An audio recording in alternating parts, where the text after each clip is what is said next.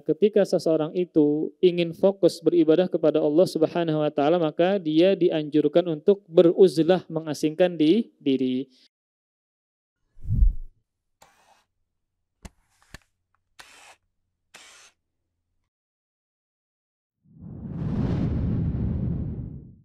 Assalamualaikum warahmatullahi wabarakatuh.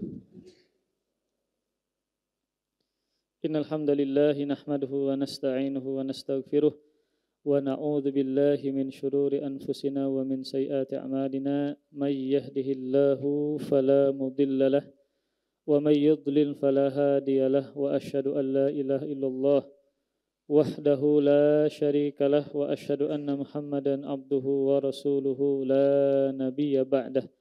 قال الله تعالى في كتابه العزيز يا أيها الذين آمنوا اتقوا الله حق تقاته ولا تموتن إلا وأنتم مسلمون يا أيها الناس اتقوا ربكم الذي خلقكم من نفس واحدة وخلق منها زوجها وبث منهما رجالا كثيرا ونساء واتقوا الله الذي تساءلون به والأرحام إن الله كان عليكم رقيبا يا أيها الذين آمنوا اتقوا الله وقولوا قولا سديدا يصلح لكم أعمالكم ويغفر لكم ذنوبكم ومن يطع الله ورسوله فقد فاز فوزا عظيما أما بعد فإن أصدق الحديث كتاب الله وخير الهدي هدي محمد صلى الله عليه وآله وسلم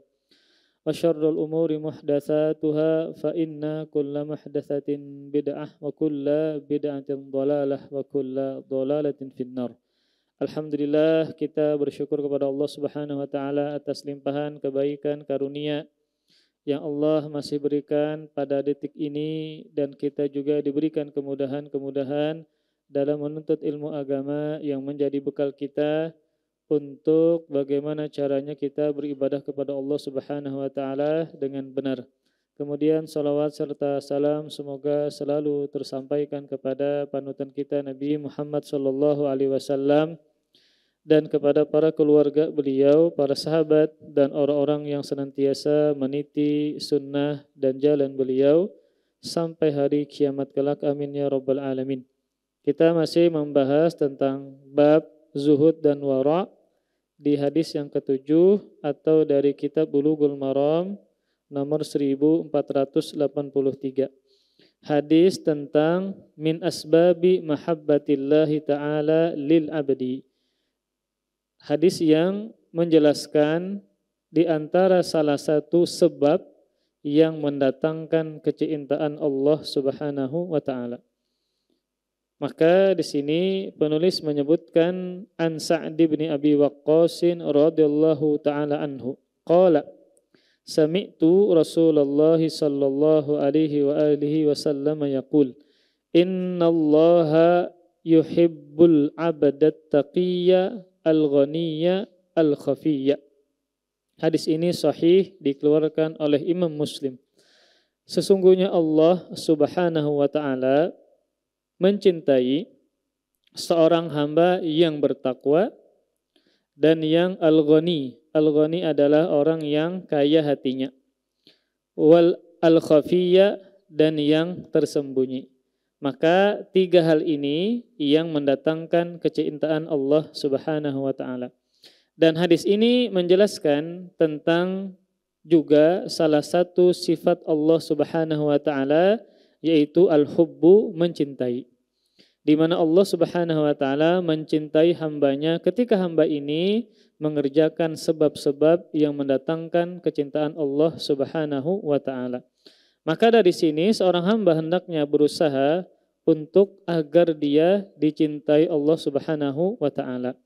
Maka sebagaimana perkataan Ibnul Qayyim yang menunjukkan, kata beliau, laisa sya'nu an tuhibba walakinna sya'na an tuhabba. Perhatikan perkataan ini, perkaranya yang paling utama bukanlah engkau mencintai Allah Subhanahu wa taala, tetapi perkaranya adalah bagaimana engkau dicintai Allah. Maksudnya adalah kita ini banyak mengaku cinta. Cinta Rasul, cinta Allah. Nah, perkaranya bukan itu. Karena bisa jadi orang yang mengaku cinta Allah, Allah tidak mencintai dia. Maka perkaranya adalah bagaimana Allah mencintai kita. Bukan hanya sekedar pengakuan. Maka perkaranya adalah yang paling utamanya adalah kata Ibnu Qayyim, bukanlah bagaimana engkau mencintai Allah, tapi bagaimana Allah mencintaimu. Maka pengakuan banyak sudah kita ucapkan dengan lisan kita. Entah kita mengakui mencintai Nabi, mencintai Allah Subhanahu wa taala, namun perkaranya adalah apakah Rasul mencintai kita, apakah Allah juga mencintai kita. Maka yang paling penting adalah bukan hanya sekadar ucapan, namun dengan tindakan sehingga Allah dan Rasulnya mencintai kita. Maka inilah yang paling penting, bagaimana seorang hamba meraih kecintaan dari Allah Subhanahu wa taala. Maka di antara hal-hal yang mendatangkan kecintaan Allah Subhanahu wa taala dalam hadis ini ada 3 macam. Ada tiga macam. Yang pertama adalah at-taqiyya. Apa artinya? Orang yang bertakwa. Takwa itu perbuatannya. Orangnya adalah al-muttaqi atau taqiyun, ya. Orang yang bertakwa. Maka yang pertama yang Rasulullah sallallahu alaihi wasallam sebutkan dalam hadis ini adalah yang mendatangkan kecintaan Allah orang yang bertakwa kepada Allah Subhanahu wa taala. Nah, ini rancak sudah pian dengar ketika pian menghadiri sholat Jumat. Pasti khatib itu mewasiatkan dengan bertakwa kepada Allah Subhanahu wa taala. Maka makna yang ringkas, yang paling sederhana dari bertakwa kepada Allah Subhanahu wa taala adalah imtitsalu awamirillah wajtinabu nawahihi, yaitu mengerjakan seluruh perintah Allah Subhanahu wa taala dan meninggalkan seluruh larangan Allah Subhanahu wa taala. Mengerjakan seluruh perintah Allah Subhanahu wa taala dan meninggalkan larangan Allah Subhanahu wa taala. Maka ketika misalnya kita menghadiri sholat Jumat, sangat banyak dan sering kita dengar khatib menyebutkan manfaat-manfaat dan keberkahan dari bertakwa kepada Allah Subhanahu wa taala. Seperti perkataan seorang ahli tafsir, Imam Muqatil bin Hayyan, ya, pernah mengatakan, "Wa may yattaqillah fi jitinabi ma'asihi yaj'al lahu yusran fi taufiqihi lit-tha'ah." Kata beliau, barang siapa yang bertakwa kepada Allah Subhanahu wa taala dengan meninggalkan perbuatan maksiat. Dengan apa? Meninggalkan perbuatan maksiat. Niscaya Allah Subhanahu wa taala akan memberikan taufik kepada dia sehingga dia mudah menjalankan agama. Nah, maka maksudnya adalah bertakwa kepada Allah Subhanahu wa taala bukan cuma urusan dunia yang lancar, yang dimudahkan. Tapi lebih dari itu, ketika dia bertakwa kepada Allah Subhanahu wa taala, lebih khususnya adalah meninggalkan perbuatan maksiat, maka Allah mudahkan dia dalam menjalankan agama. Nah, maka terkadang kita mendapati kawan-kawan kita atau sebagian dari keluarga kita kada sembahyang, sulit untuk dia beribadah kepada Allah Subhanahu wa taala.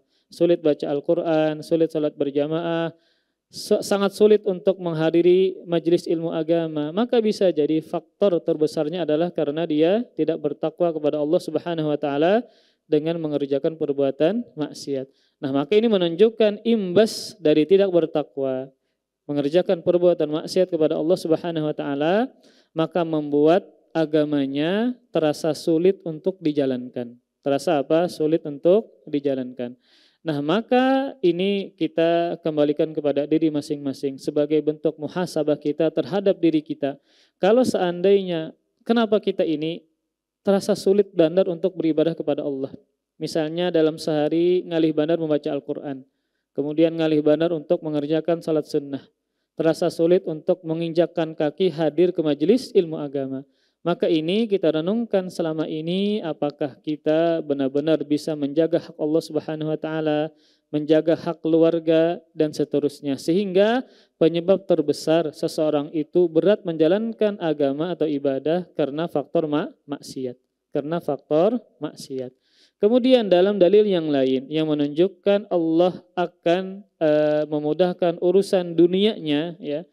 Secara umum firman Allah Subhanahu wa taala, "Wa may yattaqillah yaj'al lahu min amrihi yusra. Kata Allah Subhanahu wa taala dalam surah At-Talaq, barang siapa yang bertakwa kepada Allah, niscaya Allah Subhanahu wa taala akan mempermudah urusannya. Maka ini mencakup dua hal, urusan dalam masalah dunia, yang kedua urusan dalam masalah beragama. Maka benarlah ketika Rasulullah sallallahu alaihi wasallam mengajarkan kepada kita bagaimana beliau berdoa kepada Allah Subhanahu wa taala dengan rutin, Allahumma inni as'alukal huda. Kata Rasulullah sallallahu alaihi wasallam dalam doanya, padahal Rasulullah sallallahu alaihi wasallam adalah manusia yang paling bertakwa kepada Allah. Rasul mengatakan, ana atqakum lillah. Aku adalah orang yang paling bertakwa di antara kalian kepada Allah. Namun walaupun begitu, ternyata Rasulullah sallallahu alaihi wasallam merutinkan minta doa kepada Allah, Allahumma inni as'alukal huda. Ya Allah, aku meminta kepada Engkau petunjuk, wattuqa dan ketakwaan. Nah, petunjuk dan ketakwaan. Maka orang yang bertakwa kepada Allah Subhanahu wa taala pasti Allah cintai. Pasti apa? Allah cintai. Kemudian sebab yang kedua dalam hadis ini yang mendatangkan kecintaan Allah Subhanahu wa taala adalah al-ghani. Nah, kalau kita buka kamus, maka maknanya kan orang kaya.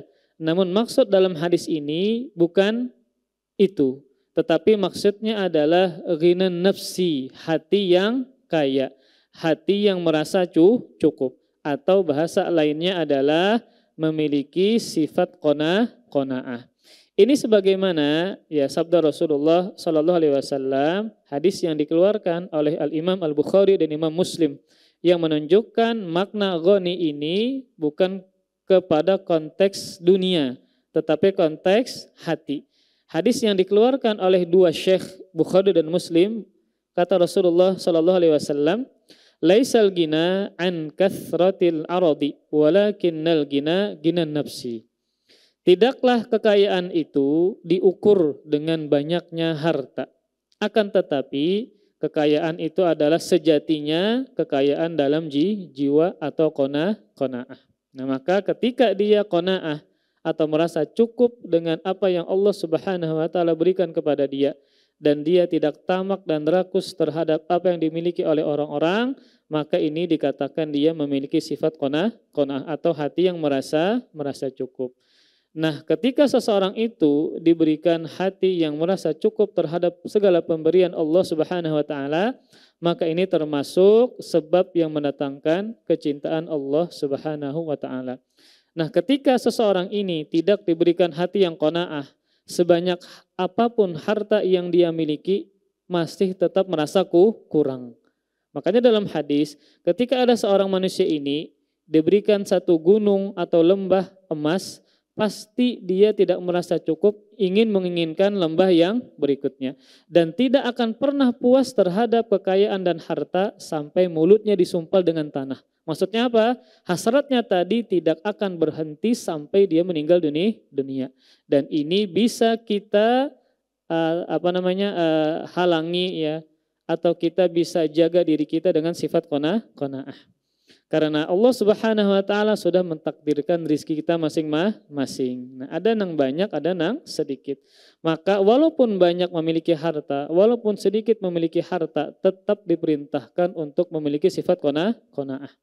Kemudian para ikhwah sekalian, nah, sebab yang kedua ini yang mendatangkan kecintaan Allah Subhanahu wa taala, inilah poinnya yang mana Ibnu Hajar memasukkan hadis ini ke dalam bab zuhud dan wara. Yang mana agar seseorang yang memiliki sifat zuhud, dia merasa cukup dengan yang apa Allah berikan kepada dia dan tidak tamak terhadap sesuatu atau harta yang dimiliki oleh orang lain. Maka zuhud tadi berkaitan dengan perkara akhirat adalah dia meninggalkan hal-hal yang tidak bermanfaat untuknya di negeri akhirat, maka dinamakan dengan zuhud. Nah, kemudian para ikhwah sekalian, ya di antara keutamaan ya seseorang yang memiliki sifat qanaah ya dalam sebuah hadis yang sahih yang dikeluarkan oleh Imam Muslim, sabda Rasulullah sallallahu alaihi wasallam, qad aflaha man aslam wa ruziqa kafafan wa qanna'ahu Allahu bima atahu. Kata Rasulullah sallallahu alaihi wasallam, sungguh beruntung orang yang masuk Islam. Kemudian dan diberikan rizki yang cukup. Nah, diberikan apa? Rizki yang cukup. Rasulullah SAW tidak mengatakan diberikan rizki yang banyak, enggak. Tetapi apa? Rizki yang cukup. Kapan dia merasa rizki dia adalah cukup, walaupun sedikit, ketika dia memiliki sifat apa? Qanaah. Wa qanna'ahu Allahu bima atahu. Kemudian dijelaskan dengan perkataan setelahnya, dan Allah memberikan sifat qanaah kepadanya terhadap apa yang Allah berikan kepada orang tersebut. Maka Rasulullah mengawali dengan kalimat penekanan qad, maknanya adalah sungguh. Maka sungguh beruntung orang yang masuk Islam. Kemudian dia diberikan rizki yang cukup. Kemudian dia diberikan sifat qanaah terhadap apa yang Allah berikan kepada dia. Beruntungnya apa dia? Beruntungnya hatinya tetap tenang, tetap sabar ya. Kemudian dia seperti biasa beribadah kepada Allah Subhanahu wa taala sekalipun dia rizkinya tidak sebanyak orang lain. Maka ini menunjukkan bahwasanya benarlah sabda Rasulullah SAW bahwa orang yang memiliki sifat qanaah yang Allah berikan kepada si hamba tadi, maka dia hidupnya beruntung. Hatinya tetap tenang, tetap sabar, tetap tabah ya. Kemudian mengharapkan pahala dari setiap kesulitan-kesulitan yang dia alami berkaitan dengan masalah rizkinya.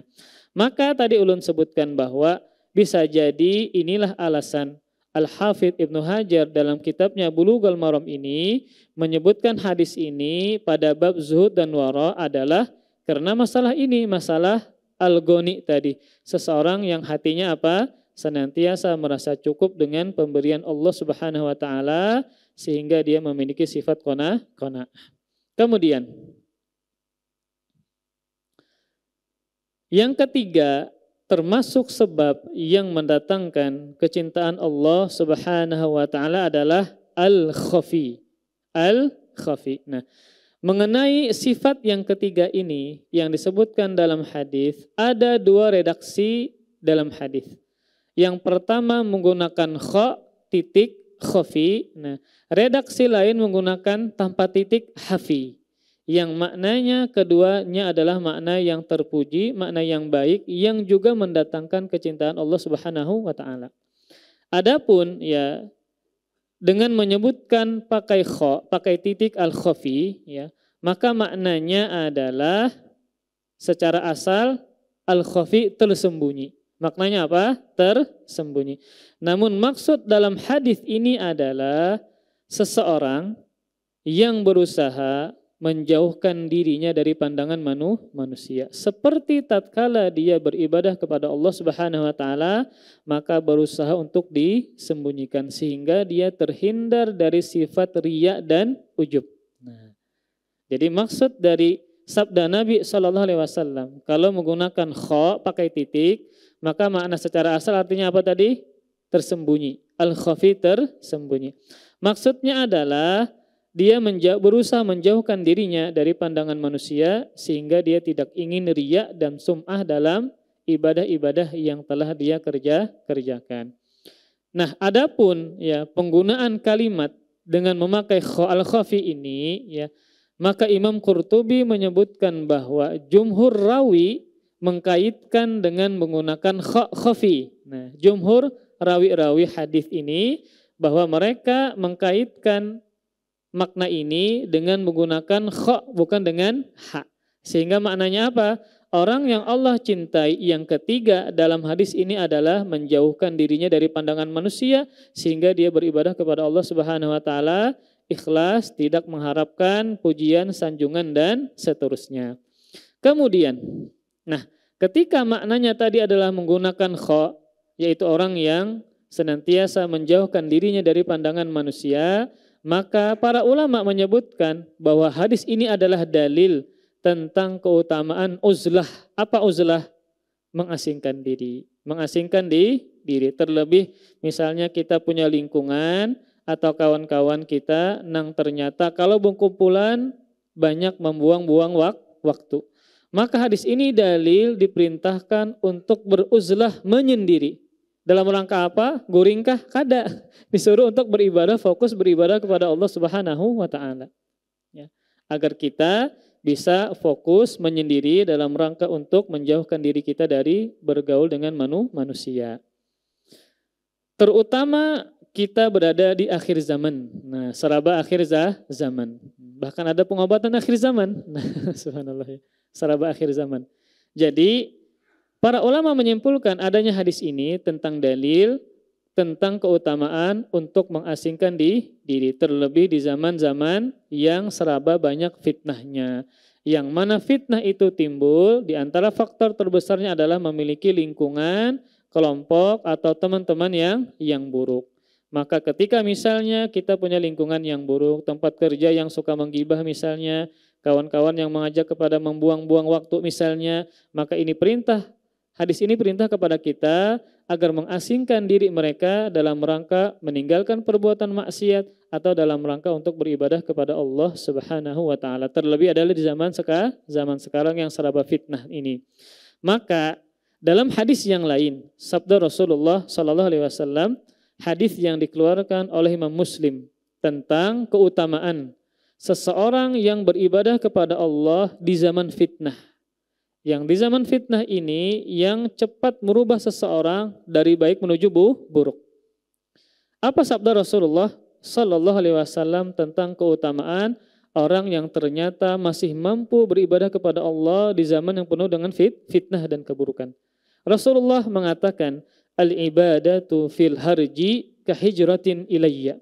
Sabda Rasulullah sallallahu alaihi wasallam, ibadah di masa fitnah, maka nilai pahalanya seperti berhijrah kepadaku. Nah, jadi seseorang, misalnya Abu Hurairah ya, bukan orang kota Madinah. Lalu beliau ketika mendengar ada seorang nabi yang terakhir, maka beliau apa? Meninggalkan kampungnya, berhijrah untuk menemui siapa? Rasulullah sallallahu alaihi wasallam. Yang mana tentu ketika beliau memutuskan meninggalkan kampung halaman beliau untuk menuju Rasulullah sallallahu alaihi wasallam, maka di situ terkandung pahala yang besar. Maka seseorang yang tetap beribadah kepada Allah Subhanahu wa taala di masa fitnah sekarang ini, maka kata Rasulullah nilai pahalanya seperti orang yang berhijrah kepadaku. Kenapa demikian? Karena beribadah di masa fitnah sulit. Menjaga pandangan sulit, menjaga penglihatan sulit, sama aja pandangan penglihatan. Menjaga pendengaran, menjaga lisan, menjaga tangan dari mengetik-ngetiknya, menggibah orang di WhatsApp, kemudian macam-macam lah. Atau misalnya mengirim foto bibinian yang membuka aurat, nah itu enggak boleh juga ya. Maka di zaman fitnah ini, maka termasuk fitnahnya adalah terlalu mudah mengerjakan perbuatan maksiat. Nah, ketika orang ini tetap beribadah kepada Allah, maka pahalanya besar. Seperti nilainya seseorang yang berhijrah kepada Rasulullah sallallahu alaihi wasallam. Karena kalau sudah timbul fitnah, maka banyak orang yang ingin tenggelam terhadap fitnah tersebut ya.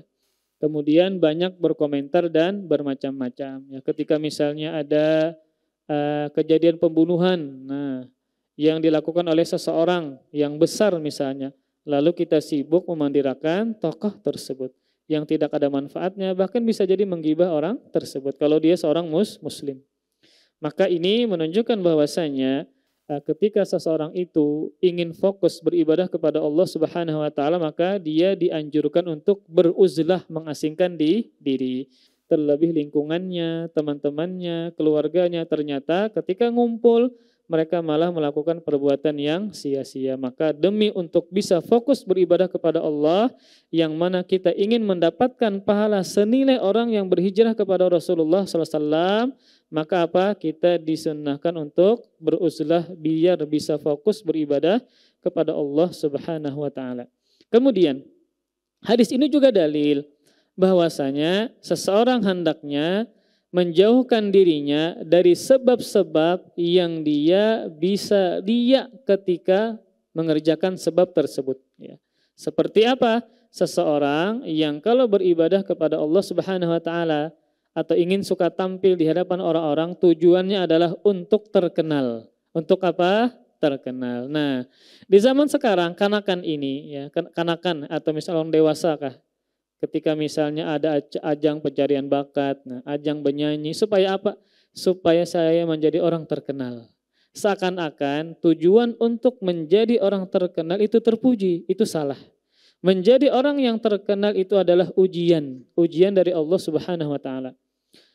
Imam Ahmad ya, beliau pernah mengatakan yang intinya adalah saya ingin tinggal di lembah, suatu lembah di gunung yang terpencil. Kenapa demikian? Kata beliau, agar aku tidak dikenal, agar aku tidak dikenal.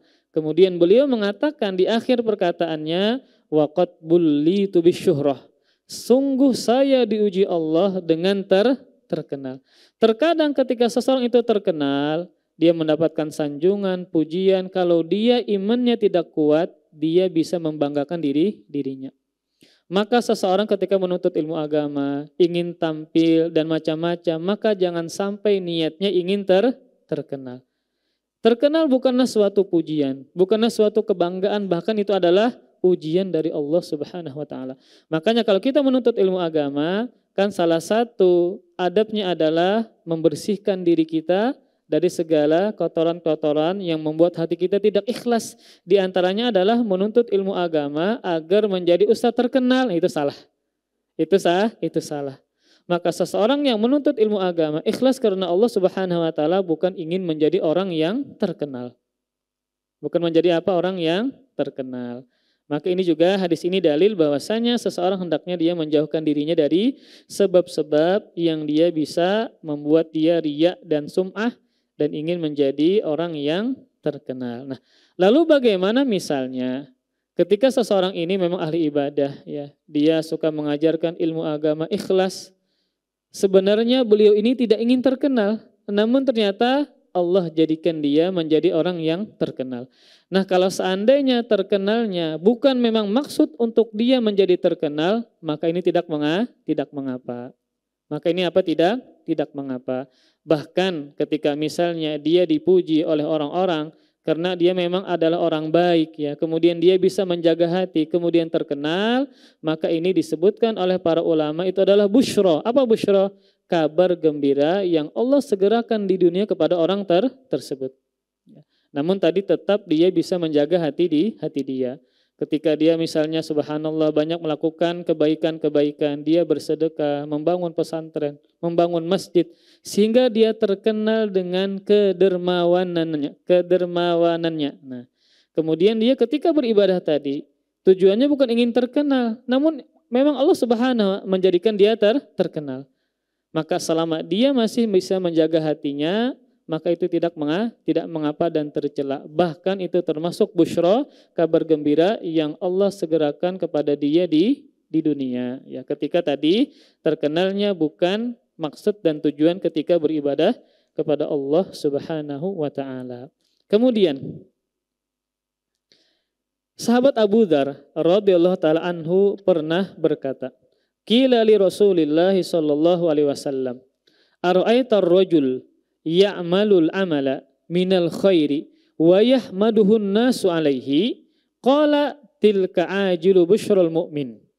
Kata sahabat Abu Dzar, Jundub bin Junadah al-Ghifari, dikatakan kepada Rasulullah sallallahu alaihi wasallam, bagaimana menurut pian ya, seseorang yang mengerjakan amal kebaikan lalu orang-orang memuji atas amalan yang dia lakukan. Maka sabda Rasulullah sallallahu alaihi wasallam, maka Rasul menjawab, itu adalah kabar gembira yang disegerakan bagi orang mukmin tersebut. Ketika memang dia mengerjakan sebuah ibadah, contoh kayak sedekah, maka terkadang ada si fulan yang terkenal dengan sedekahnya. Ada juga orang yang terkenal dengan puasa sunnahnya, sehingga dia dipuji. Namun selama dia masih menjaga hatinya, tujuan ibadahnya bukan untuk pujian, maka ini adalah nilainya sebagai kabar gembira yang Allah segerakan kepada orang tadi, maka tidak tercela. Kemudian para ikhwas sekalian, hadis ini juga menunjukkan bahwasanya kita harus menjaga keikhlasan kita kepada Allah Subhanahu wa taala.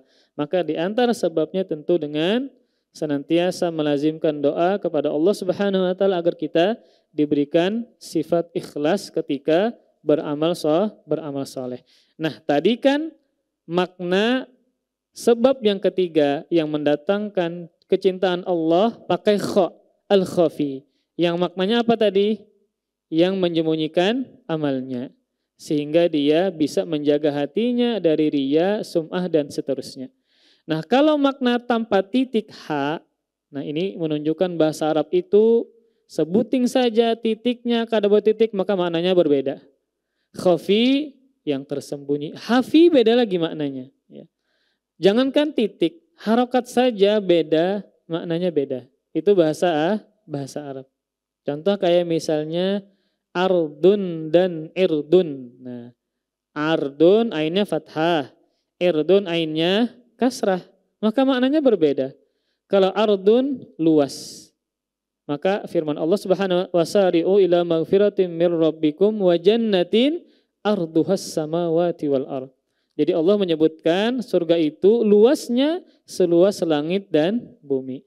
Namun kalau ainnya kasrah, maka sabda Rasulullah sallallahu alaihi wasallam ketika beliau berkhutbah pada saat haji wada, maka beliau menyebutkan tentang 3 yang diharamkan antar muslim. Yang pertama adalah maluhu, yang pertama adalah damuhu, hartanya tidak boleh ditumpahkan. Yang kedua adalah maluhu, tidak boleh diambil, dirampas. Yang ketiga irduhu, kehormatannya tidak boleh dirusak. Nah, kalau ardun maknanya luas, irdun maknanya kehormatan. Contoh yang lain adalah jangan sampai salah baca ketika berdoa. Farjun dengan farojun. Nah, farjun dengan farojun. Roknya fathah, farojun, keluasan, kelapangan. Tapi roknya sukun, farjun, kemaluan perempuan. Maka jangan sampai salah harokat. Ya Allah, saya meminta kepadamu kelapangan, keluasan. Allahumma inna nas'aluka farjan jarfian. Nah, maka yang pian pinta bukan keluasan harta, keluasan hati, tapi kemaluan perempuan. Maka jangan sampai salah harokat. Nah, kalau ha ini hafi, maka maknanya berbeda dengan khafi.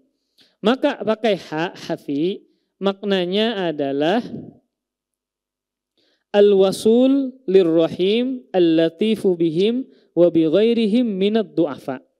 Maka pakai ha yang juga mendatangkan kecintaan Allah Subhanahu wa taala, maknanya adalah orang yang sangat menyambung silaturahim. Al-hafi al-wasul lirrahim. Orang yang suka, yang sering, yang banyak menyambung tali silaturahim. Nah, maka salah satu sebab yang terbesar seseorang dicintai Allah Subhanahu wa taala adalah ketika dia suka silaturahim. Nah, ingat, kita sering mengulang makna silaturahim. Perhatikan silah dan rahim. Kan 2 kata. Silah artinya menyambung. Rahim artinya ya rahim. Maka menunjukkan yang disambung adalah yang ada hubungan rahimnya, kekeluargaan. Ading, kakek, amang, acil pian, kemudian saudara pian, dan seterusnya. Ada hubungan kekeluargaan. Ini yang disambung, maka inilah yang dinamakan dengan silaturahim. Nah, kalau pian meelangi guru pian, dosen pian, kawan pian, senior pian, junior pian ketika sekolah, itu bukan silaturahim. Itu namanya ziarah baelang. Itu namanya apa? Ziarah atau baelang. Tapi kalau pian meelangi ading pian, kakak pian, acil pian, datuk pian, abah datuk pian atau habanar, maka ada kekerabatan, inilah yang dinamakan dengan silaturahim. Nah, sebab yang mendatangkan kecintaan Allah Subhanahu wa taala adalah ketika dia suka menyambung tali silaturahim. Dan menyambung tali silaturahim ini adalah sifat yang sangat Rasulullah jaga. Sebelum beliau diangkat sebagai Nabi dan Rasul, Rasulullah suka menyambung tali silaturahim. Makanya ketika beliau sallallahu alaihi wasallam bertemu dengan malaikat Jibril pertama kali, ketika pulang, Nabi apa? Minta diselimutkan karena merinding menggigil. Nah, Rasulullah ada kekhawatiran ketika bertemu dengan Jibril, Allah menghinakan beliau. Sehingga Khadijah istri beliau menenangkan Nabi SAW dengan menyebutkan sifat-sifat baik yang selama ini beliau lakukan. Di antaranya adalah innaka tasilur rahim. Sesungguhnya engkau wahai suamiku senantiasa menyambung tali silaturahim sehingga tidak mungkin Allah menghinakanmu. Nah, maka ini menyimpulkan bahwasanya kalau kita ingin dimuliakan Allah Subhanahu wa taala maka dengan menyambung tali silaturahim. Nah, maka kemudian makna dari hafi tadi selain maknanya adalah orang yang suka menyambung silaturahim dengan para kerabatnya dan sangat perhatian dengan mereka, juga maknanya adalah perhatian kepada selain keluarganya seperti para du'afa, orang-orang yang lemah. Jadi maksud dari hafi mencakup dua hal, sangat perhatian kepada keluarganya dan sangat perhatian kepada orang-orang yang lemah. Lemah entah dari sisi hartanya, dari sisi fisiknya, dia perhatikan, maka ini mendatangkan kecintaan Allah Subhanahu wa taala. Nah, terlebih kerabatnya tadi adalah ring satu, yaitu anak dan istrinya. Apa? Anak dan istrinya. Maka yang dia sangat perhatikan, yang sangat dia jaga, yang sangat dia ayomi adalah keluarganya sendiri. Nah, maka oleh karenanya sebagian ulama seperti Abul Abbas Al-Qurtubi, orang Cordoba Spanyol, menjelaskan makna hafi dengan mengatakan al-mutahaffi bi ahlihi, al-wasulu lahum bimalihi, as-sa'i fi hawaijihim. Kata Imam Qurtubi, Abul Abbas Al-Qurtubi, beliau juga menyebutkan makna al-hafi tadi. Maknanya kata beliau juga adalah yang sibuk mengurusi keluarganya. Nah, ini makna hafi. Maka seorang ayah, seorang pemimpin yang sibuk menjaga, menafkahi, mendidik keluarganya, inilah sebab mendatangkan apa?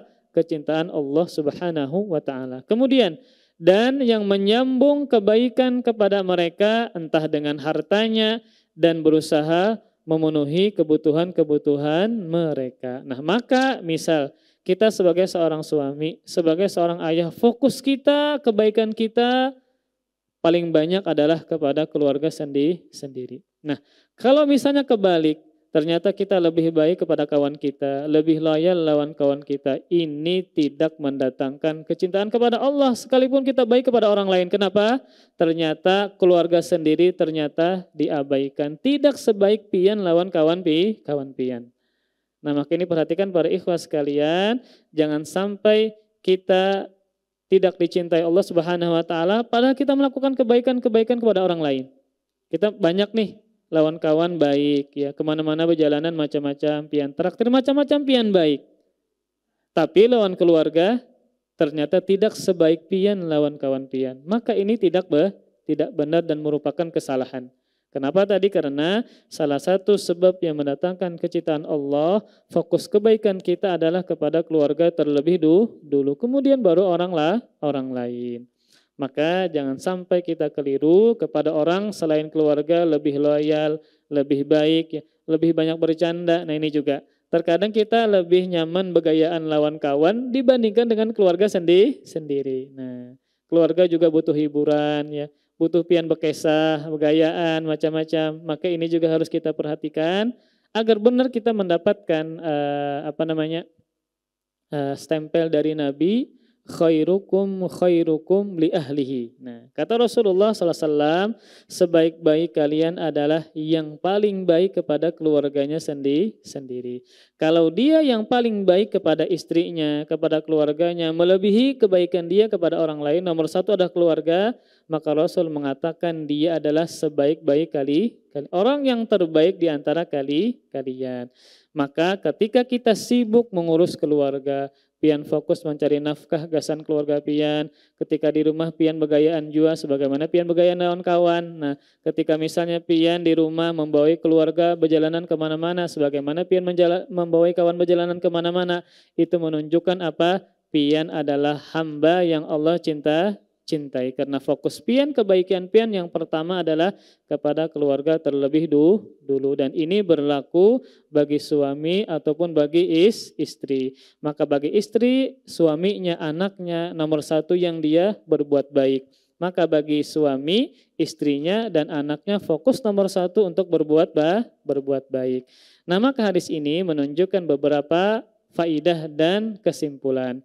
Yang pertama, fil hadis dalilun ala itsbati sifatil mahabbah lillahi ta'ala wal mahabbah min sifatillahi ta'ala ats-tsabitah lahu bil kitab was sunnah wa ijma'is salaf. Faedah yang pertama adalah hadis ini dalil atas menetapkan sifat cinta bagi Allah Subhanahu wa ta'ala. Maka termasuk sifat Allah adalah Allah mencintai. Dan cinta termasuk sifat Allah Subhanahu wa ta'ala yang sabit, yang valid baik dalam Al-Quran, As-Sunnah maupun ijma' salafus salih. Dalam Al-Quran contohnya wallahu ma'as sabirin. Innallaha yuhibbus sabirin. Sesungguhnya Allah mencintai orang-orang yang sabar. Kemudian dalam hadis, yaitu hadis ini, ya, yang mana Allah Subhanahu mencintai orang yang bertakwa, kemudian mencintai orang yang qanaah, dan mencintai orang yang beruzlah atau menyembunyikan amalnya agar dia tidak ria dan seterusnya, dan orang yang fokus mengurusi keluarganya. Maka ini adalah dalil dalam hadis yang menunjukkan Allah memiliki sifat cinta. Dan ijma' salafus salih bahwa mereka menetapkan, berijma', berkonsensus bahwa Allah memiliki sifat cinta. Kemudian faedah yang kedua, hadis ini dalil bahwasanya termasuk yang mendatangkan kecintaan Allah Subhanahu wa ta'ala bagi si hamba ketika dia memiliki sifat-sifat ini. Yang pertama adalah bertakwa kepada Allah Subhanahu wa ta'ala. Yang kedua, merasa cukup dengan pemberian Allah dan apa yang ada pada manusia. Yang ketiga adalah ketika dia menyendiri, ya, artinya menyembunyikan amalnya sehingga tidak ria dan seterusnya, atau dia mengurusi atau fokus kepada keluarganya. Hadis ini juga dalil termasuk yang mendatangkan kecintaan Allah Subhanahu wa ta'ala adalah dengan memiliki sifat-sifat ini. Yang pertama adalah an yakuna muttaqiyan lillahi ta'ala, yaitu dia menjadi orang yang bertakwa kepada Allah Subhanahu wa ta'ala dengan mengerjakan perintah Allah dan meninggalkan larangan Allah Subhanahu wa ta'ala, dan istiqomah melakukan ketaatan dan ikhlas dalam beramal. Kemudian sifat yang kedua yang mendatangkan kecintaan Allah, an yakuna ghaniyan billahi ta'ala mustaghniyan amma fi aidin nas radiyan bima qasamallahu lahu, bahwa dia merasa cukup dengan Allah Subhanahu wa ta'ala dan merasa cukup dari apa yang dimiliki oleh manusia, dan dia ridha terhadap yang telah Allah bagikan untuknya. Nah, dan ini sulit, ya, ketika misalnya dia diberikan rizki yang sedikit, ya, tidak sebanyak orang lain, terkadang dia tidak ridho terhadap yang telah Allah bagikan kepada orang tersebut, ya. Makanya ketika seseorang itu ingin ridho, ya, minimal dia bisa sabar, ya, ketika ternyata Allah takdirkan memiliki rizki yang sedikit, maka ingat rukun iman yang ke-6 yang terakhir tentang beriman kepada takdir Allah yang baik maupun takdir Allah yang buruk. Maka terkadang ada sebagian orang yang bersusah payah untuk mencari rizki dari pagi sampai pagi pulang. Nah, ini pegawainya 24 jam. Ternyata hasilnya gajinya sedikit. Ada orang yang cuma kerja beberapa jam di bawah AC. Kada uyuh malah berputih sidin karena di bawah AC gawinya. Maka ternyata gajinya lebih banyak dari yang pertama tadi. Ya memang demikianlah Allah mentakdirkan masalah rizki. Maka ketika rizki sudah ditakdirkan masing-masing, maka yang kita terapkan, yang kita sikapi adalah bagaimana bisa ridho terhadap pemberian Allah Subhanahu wa ta'ala. Dan ingat, seseorang itu mulia di sisi Allah bukan karena dia banyak memiliki harta atau sedikit harta, tetapi bagaimana ketakwaan dia kepada Allah Subhanahu wa ta'ala. Kemudian yang ketiga adalah dia an yakuna khafiyan, dia orang yang tersembunyi. Maksudnya adalah tidak mencari ketenaran ketika beribadah, maka dia berusaha untuk menyembunyikan agar terhindar dari sifat riya, sum'ah dan seterusnya. Namun tadi ketika dia terkenal tanpa bermaksud untuk terkenal, ya, seperti Imam Ahmad, Imam Syafi'i, terkenal dengan keilmuannya, sehingga para ulama ini terkenal, namun mereka ketika mengarang kitab beribadah tujuannya bukan untuk terkenal tanpa dimaksudkan. Maka ini tidaklah mengapa, bahkan dikatakan sebagai busyra, yaitu kabar gembira yang Allah segerakan di dunia. Namun syaratnya dia harus bisa menjaga hatinya.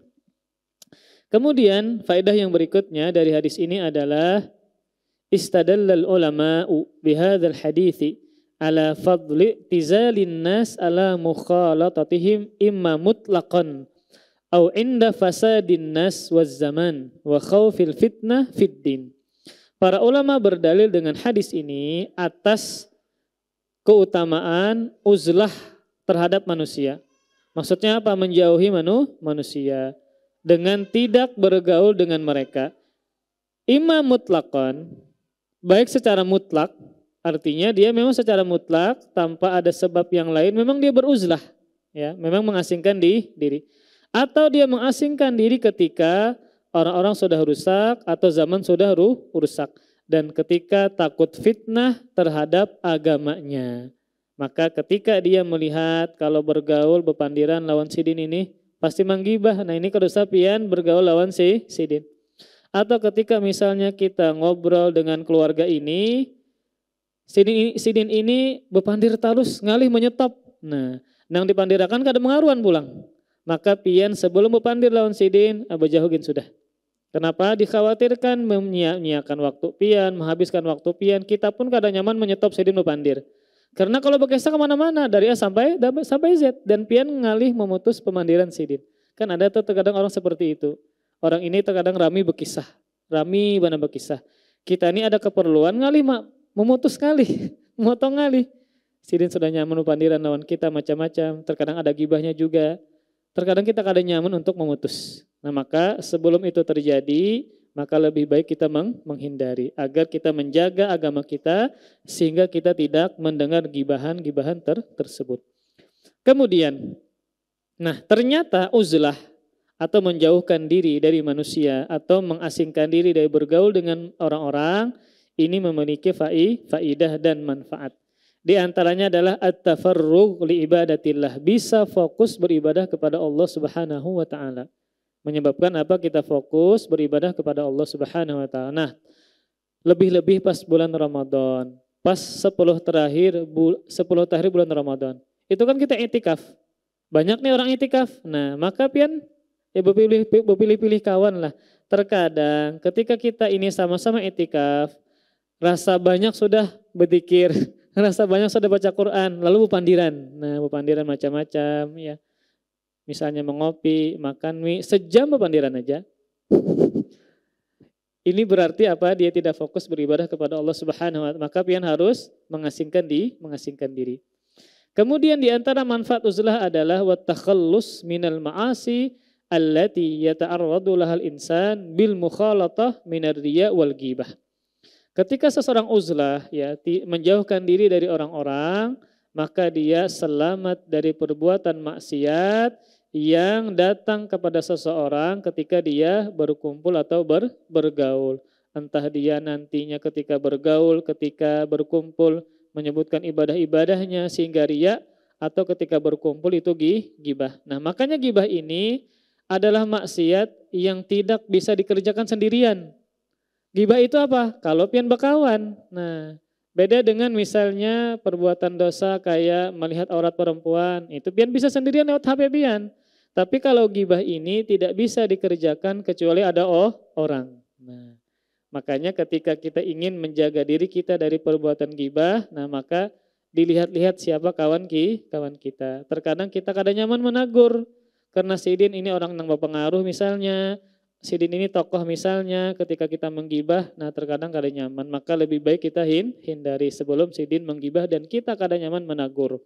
Kemudian ketika beruzlah juga faidahnya adalah wassalamatu min qarana issu wa usyaqid dunya. Selamat dari teman-teman yang buruk dan dari para pecinta dunia. Maka kita selamat dari teman yang buruk. Kemudian manfaat lain adalah wahibdzil waqti, menjaga waktu ya, karena memang Kalau kita berkumpulan lawan kawan-kawan kita itu kada terasa sejam 2 jam habis waktu. Nah kalau kawan pian tadi ketika berkumpul yang dibahas ilmu misalnya subhanallah maka silahkan. Yang dibahas ilmu, yang dibahas misalnya manfaat berkaitan dengan dunia ya. Ini juga tidak mengapa. Masalah bisnis yang nanti diharapkan untuk memperbanyak nafkahnya kepada keluarga, maka ini tidak mengapa. Kemudian juga ketika beruzlah manfaatnya adalah hifdzul lisan min fudulil kalam. Menjaga lisan dari ucapan-ucapan yang berlebihan. Ya karena biasanya kalau kita ngumpul pasti bepandiran. Karena mungkin bang pian berdiaman aja. Ketika ngumpul lawan kawan pian, reunian ya.